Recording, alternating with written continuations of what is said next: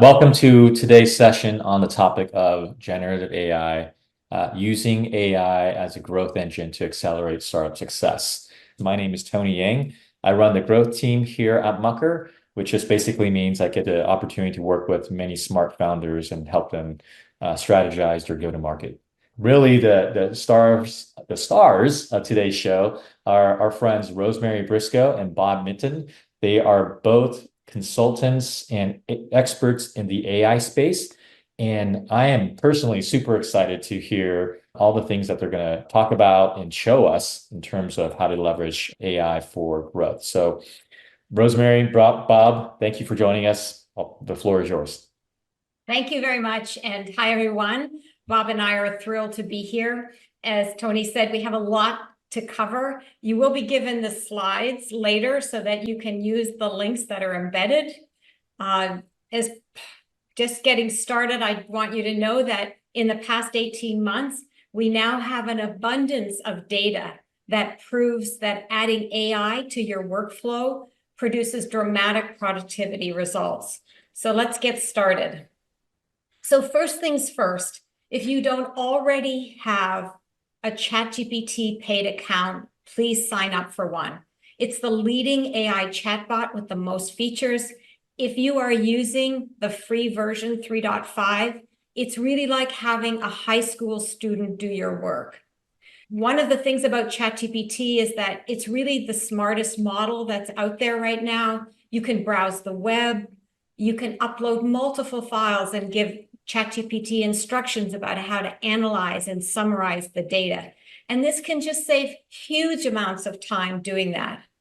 Now, with the Plus account, which is $20 a month, the only drawback to that is that you have to go in and manually set to the data controls to turn them off so that your private data, your conversations are not being shared with the model. If you use the team account, you have built-in security and privacy for your chats. The only drawback with Teams is that you can't share links of your prompts out. And it turns out that's kind of a real hassle. I'm really hoping that OpenAI fixes that. I also want to say that don't chase tools.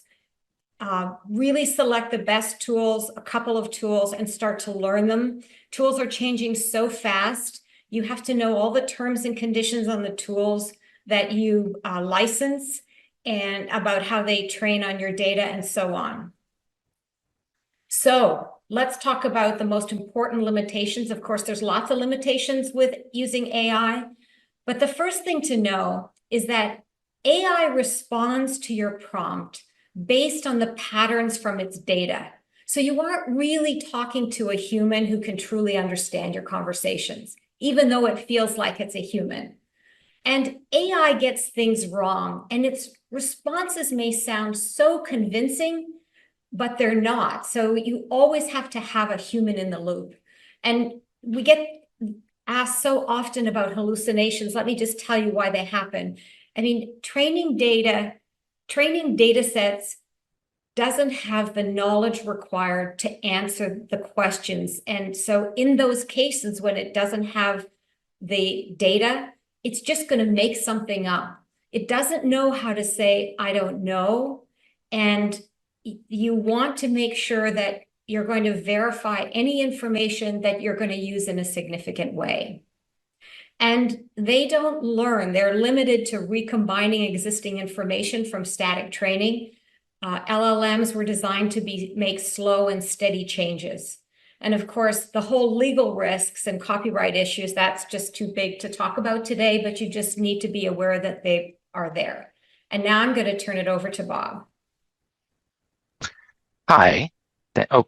Sorry. Hold on just a moment. So, sorry. My computer just went away. Slide 8. Yes, this is live, believe it or not. There we go. Okay, so there's my mom. There it is.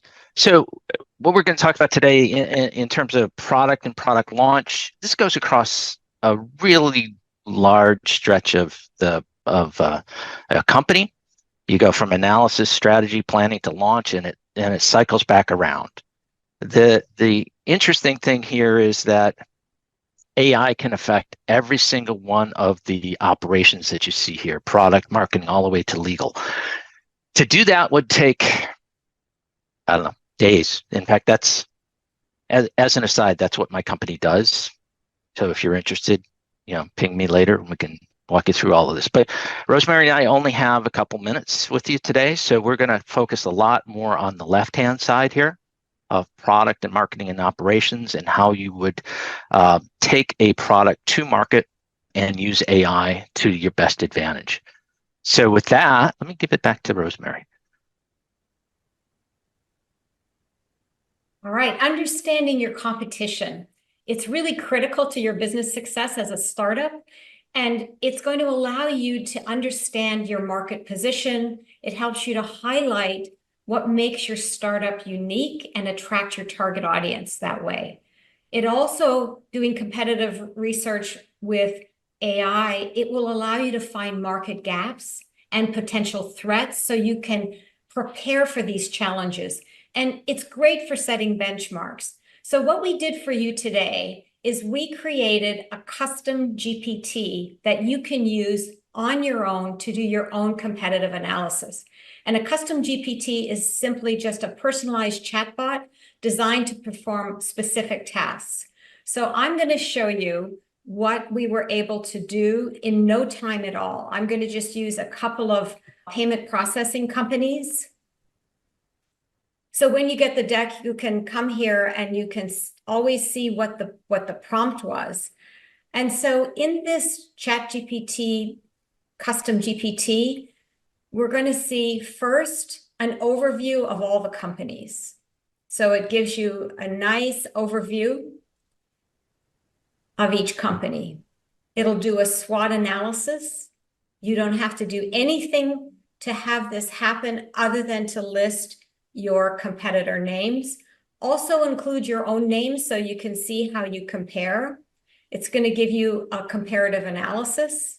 It's going to look at markets and industries, awards in the last 3 years, financial performance if it's publicly available. I picked sites that would be public so that we could get information from their investor sites. And how customers evaluate competitors. So what I did here was I asked my GPT to go out and look at certain types of review sites like Trustpilot and so on. And so it's pulling some data from there. And when that information, competitors' customers, is available, it will return that. But of course, this kind of information needs to be out on the web for AI to find it. And it's using Bing to do that. Executive summary criteria, revenue growth, market share, executive summary. And I just want to show you how darn fast this is. So let me just go here.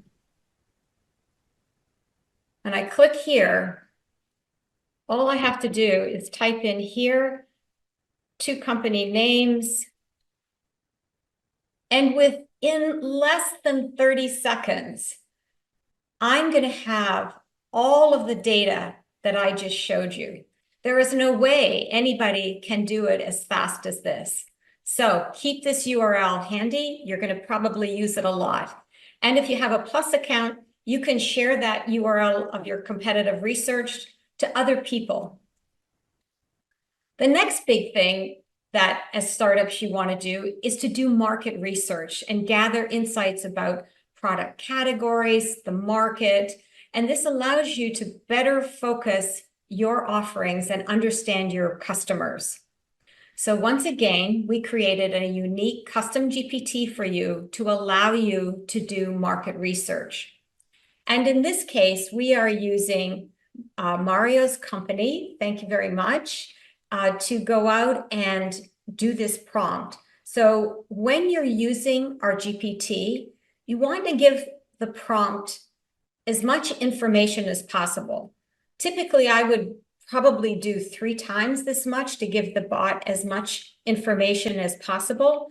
And then let me show you what that looks like in the return from the bot.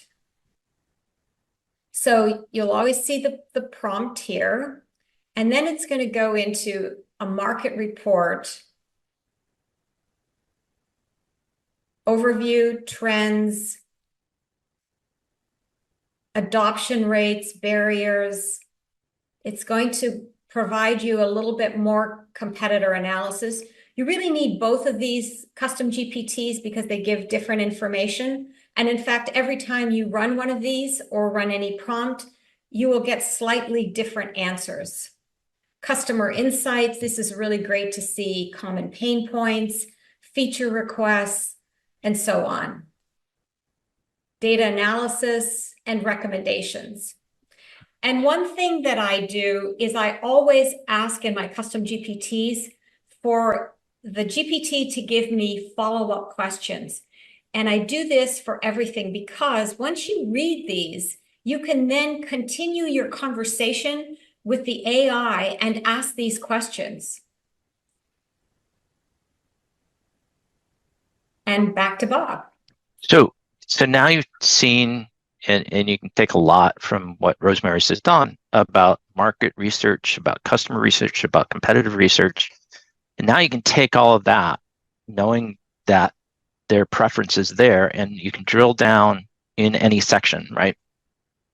And now we can take that information and start to look at our target audience and find out what unique aspects we have in terms of our products or in features and channels and regulations, really explore the product market fit.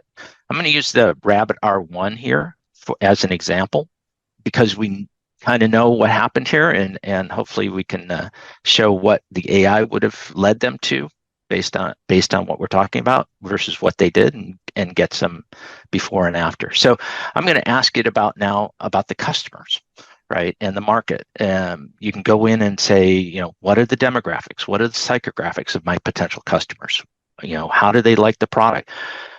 And we put together a custom GPT here for doing that. But the idea was that I can go in and ask it that, and then ask it what are the potential barriers to adoption and how I might overcome those.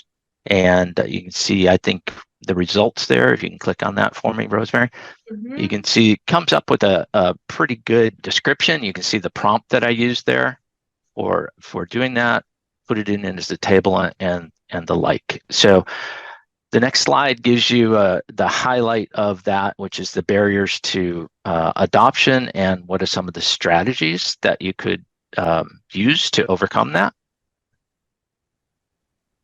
So you can get an idea. So looking at that, price sensitivity, privacy, compatibility, how does it work with the phone in my pocket? How is it better than the phone in my pocket, right? But it's all about the user experience and how they perceive you, and then the strategies that that are suggested, and you can decide whether Rabbit used them or not. Talk about how to overcome those.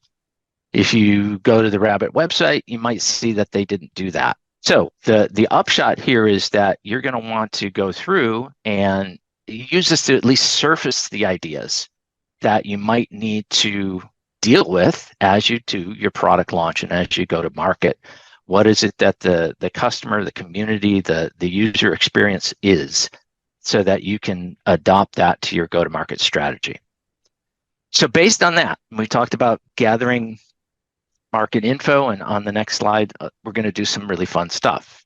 So we talked about gathering market info, we talked about competitive info, we talked about product market fit. Now let's turn our attention to the marketing channels. We do a lot of stuff in the same way that we did, gathering information about competitors. You can gather information about channels and in terms of how does your marketing message get out there. You can do some analysis on that. You can also have it do research on, what are the best channels for engagement rates or for conversion rates or cost per acquisition or CPM, CPC, all of that stuff. All of that is good fodder for having the AI analyze those data sets and come up with a strategy for your marketing budget. And then you can do some predictive analytics. So if my budget is this way, what can I expect from each one of these channels? So that's where the fun begins. And that's what I've got on the right hand of the slide. I also put together a custom GPT for you, but rather than run that, I'll just kind of show you the results. We put in a sample marketing plan and a budget for social media.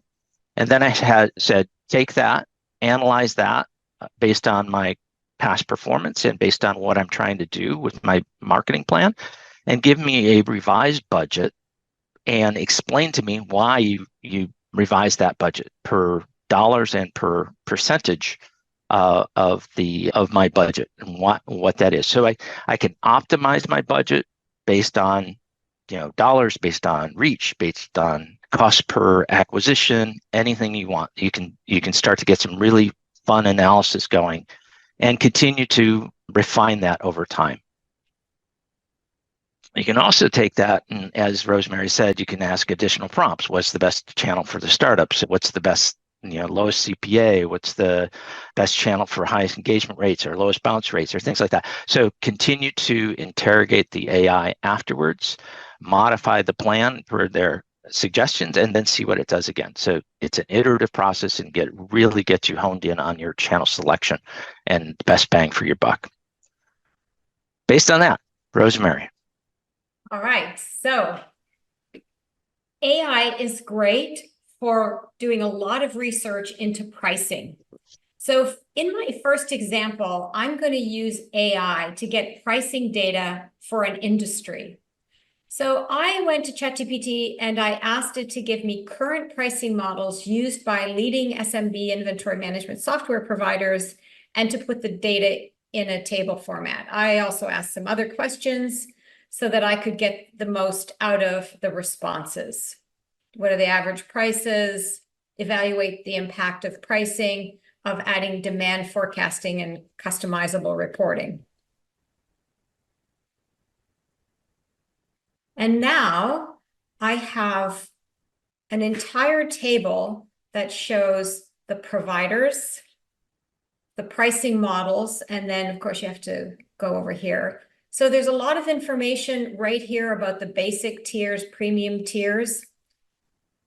We can go down and learn about the features that differentiate these different peers that they have, the ranges of pricing, which is really great if you're trying to price your product. You can also do things once you have this information and look at growth projections based on price A versus price B. And of course, my fabulous follow-up questions to stimulate the discussion further with your AI. And it is fantastic at taking huge data sets and going beyond what a pivot table can do for you. It allows you to crunch vast amounts of data. I've done it with thousands and like 10,000, 20,000, 50,000 rows of data. And it allows you to find important insights and make better decisions. So in this example here, I took a data set of 8,000 rows of data. I had 3 years of revenue by store, by month, by device, and by channel. And I was asking the AI to give me sales forecasting for different growth scenarios. And I asked for, maybe 5 different revenue growth scenarios, similar growth, 10%, 20, hyper growth. And you can put those amounts right into your chat prompt and ask it to come back with the data. And what's really great here is that here it's showing how many units you have to sell in order to do that. And then you follow up and you start asking, how can I meet hypergrowth? What do I have to do over the next 5 years to reach these targets? Content creation. So AI's creativity really can surpass traditional brainstorming methods, and that's because it can access and process a knowledge base that far exceeds what one person has in their brain. And this is one of my favorite people in the SEO community, and we now have a new floor for content creation. And I'm going to show you some fabulous ways to use it. So let's have some fun, and I'm going to show you a practical application that could decrease homepage bounce rate by, I believe, up to 40%. And a bounce rate is when someone comes to your homepage and immediately leaves. And people do not buy from the homepage. You have to get them inside. So first, a big thank you to Marty Cornish from WordPack, who came forward and offered his website for this demo. So let me show you what I did when he sent me his URL. I went to the page and I said, okay, I don't really know what his company does. I don't really know what those people are doing. I can barely read the small text that's there. And I'm not really sure what AI has to do with anything. So I went to AI and I asked it, what is this page about? And Marty, in a very smart way, put a lot of information on this page, but it was below the fold.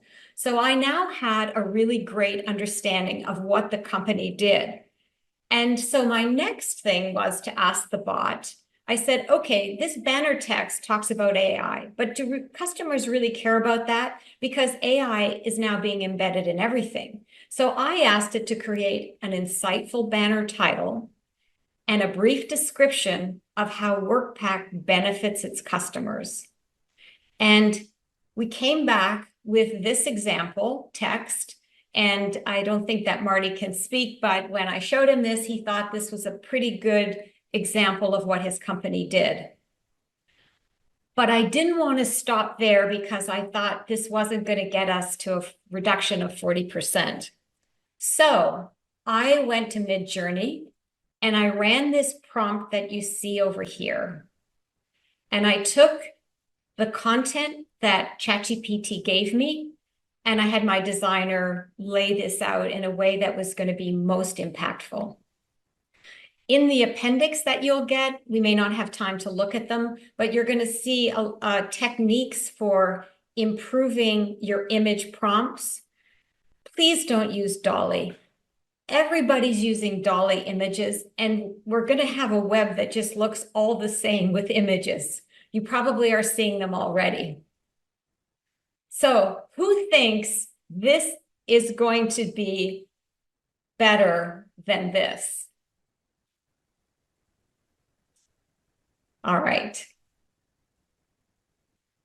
Another great way for startups to get visibility is to post on LinkedIn, whether it's paid or free. So what we did here was I took 11 LinkedIn posts from WordPack, and I copied them into a Word document and posted them. And let me tell you what I asked for. So I asked for posts.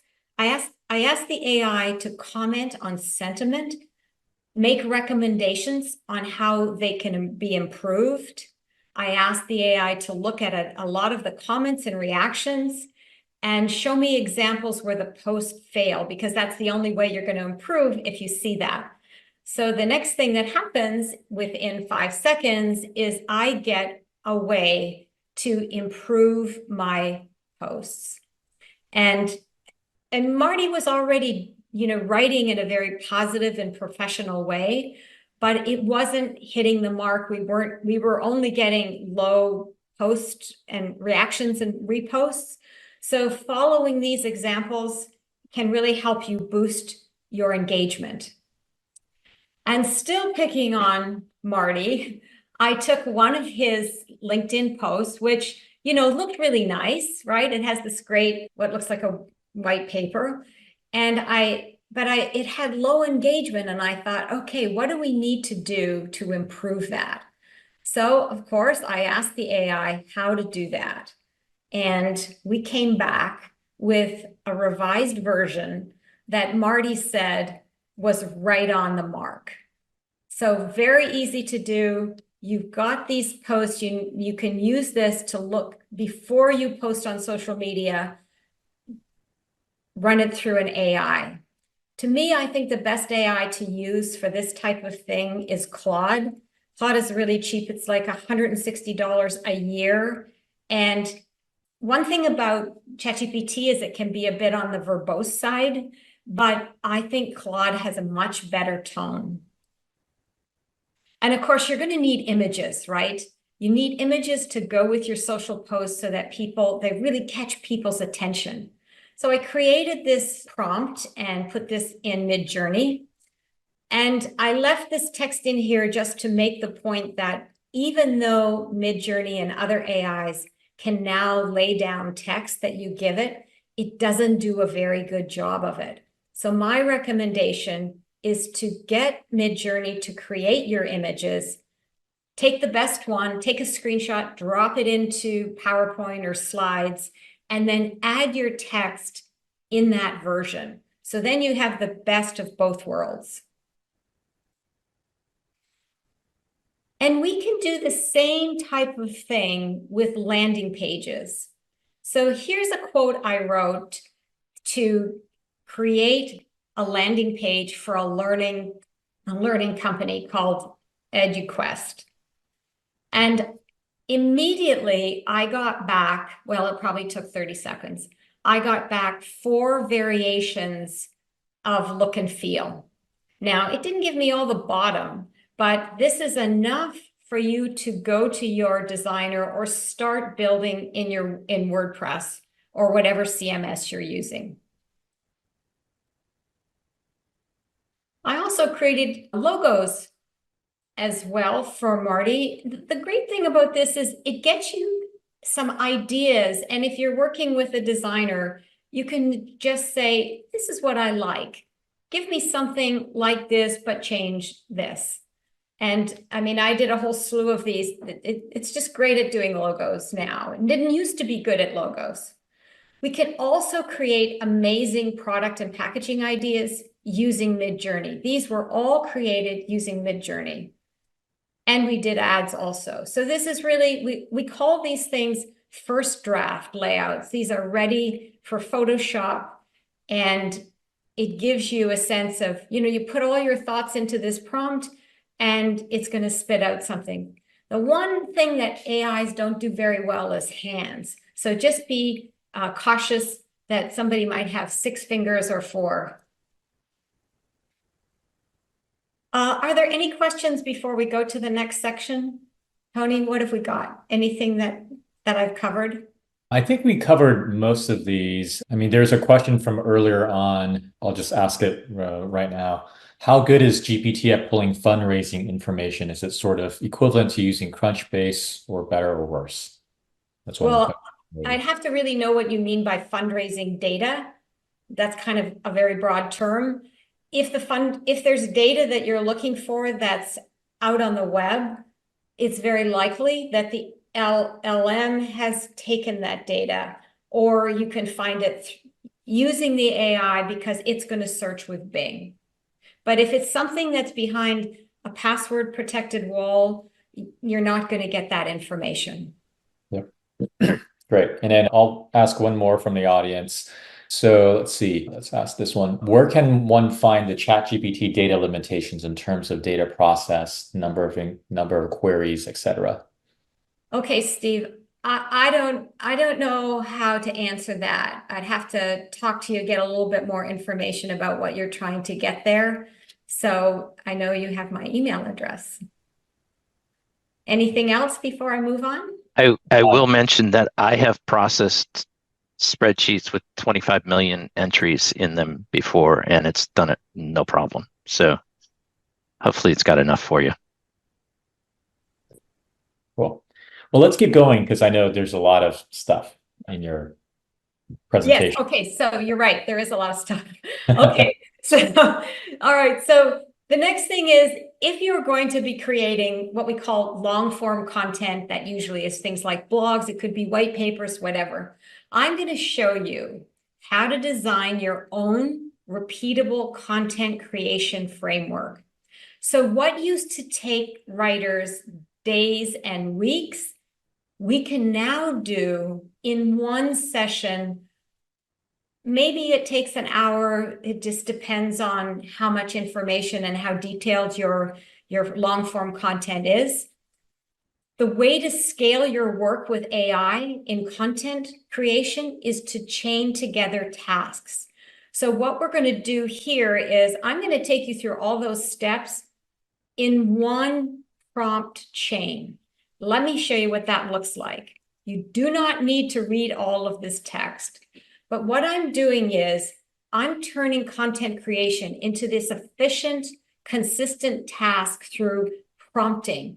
It's a new way to have AI support you, and it's a real conversational approach. So what I'm doing here is I start with brainstorming. So in this example, I'm working with a cybersecurity company. The goal is to educate customers.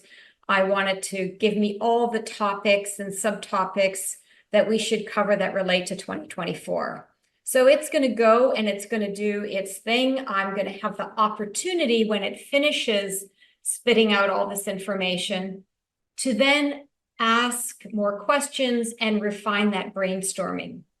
Staying in the same chat process, I'm going to go and ask the bot to identify the pain points.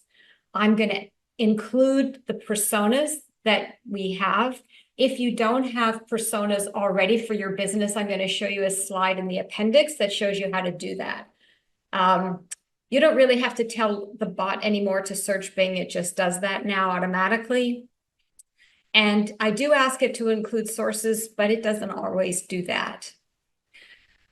I've been in SEO for 25 years, and I far prefer the data, the keyword research data that I get from ChatGPT compared to the paid services that I use. Now, these paid services are now starting to embed AI, but they're expensive. Why do I need that? So I'm asking the AI in a table format to look at the high-value keywords that I should be using based on all the content that it sees. And remember, it has a memory now, and it's remembering everything that it has before. So, I am telling it to include all the knowledge from above just in case it's having a bad day. So I go to online research, and I do that in a couple of ways. I always ask for topics and subtopics and keywords. I usually ask for that twice, even though it's part of the previous chain. I give it competitor pages, and I ask it to look at those pages. Those pages might include things like investor pages, product pages, blogs, whatever. I sometimes have tried Wikipedia pages on a topic if it's really, really good. Then I just stop in ChatGPT and I go out to Perplexity, which is another AI tool.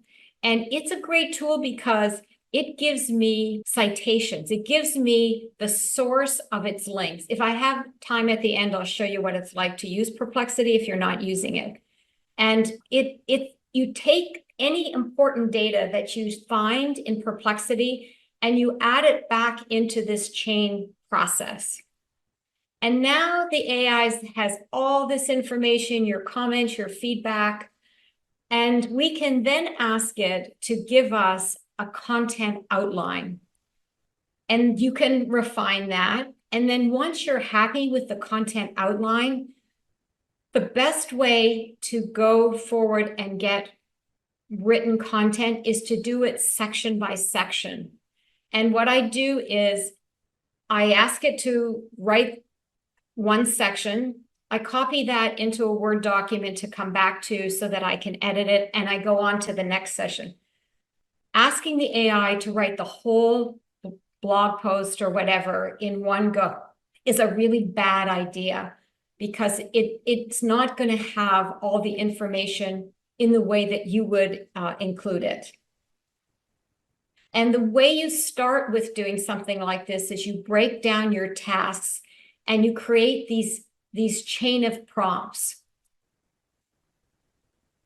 Any questions on that? Because that's kind of an important thing in content creation. All right.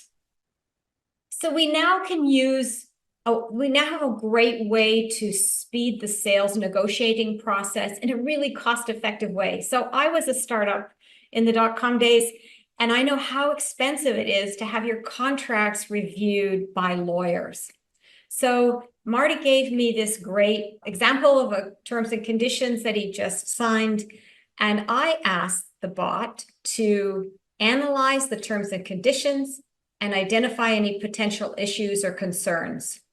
I also asked it to write the email to the prospective customer about this contract, including the responses to my concern. And within less than a minute, it came back and gave me the sections that it found a problem with. So it gave me section by section what it felt was an issue, and then it wrote the email. You can also upload one of your own terms and conditions and tell it to follow that. So you can upload multiple documents and tell it to follow that. All right, and over to Bob. So we're going to move to sales strategy and specifically talk about what is it you want to message to the market, and when you're actually going out to the market, and how you might build that based on what you currently have. So messaging is all about creating the words, the phrases, the associations that lead customers to you, right? So what do you want them to think about your brand or your company? How do you want them to feel about the brand or the product? And what do you want them to do about it, right? And you can analyze Coke and Nike and Apple and things like that. And you can look at that, and they are very, very consistent about their message going out to the market. So how can we do that for ourselves, or use AI to help us do that, right? So if I was, for example, to do one of my former companies, right, I want people to think that I need a technology partner that is knowledgeable, approachable, and genuinely invested in my success. I want them to feel inspired that my organization can help them achieve that. I want them to feel confident that they chose the right partner. And what do I want to do? I want them to engage with us. I want them to consult with us. I want them to explore opportunities with us. So you get an idea, kind of the 3-stage messaging architecture that I've used that I think is very effective. If I were to go to the rabbit, again, R1, and I know one of our audience members doesn't like this one, but what do I want if I was the tech executive working at Rabbit? What do I want people to think, right? What do I want them to do? And how do I want them to feel? And you can get in, I filled in the blanks here, but you get an idea. It generates these proposals for how you want to message to customers, right? And from that, I can then take that to build a message, right? So I'm going to assume you guys all have the ability to do a think, feel, do. We showed you how to do keywords.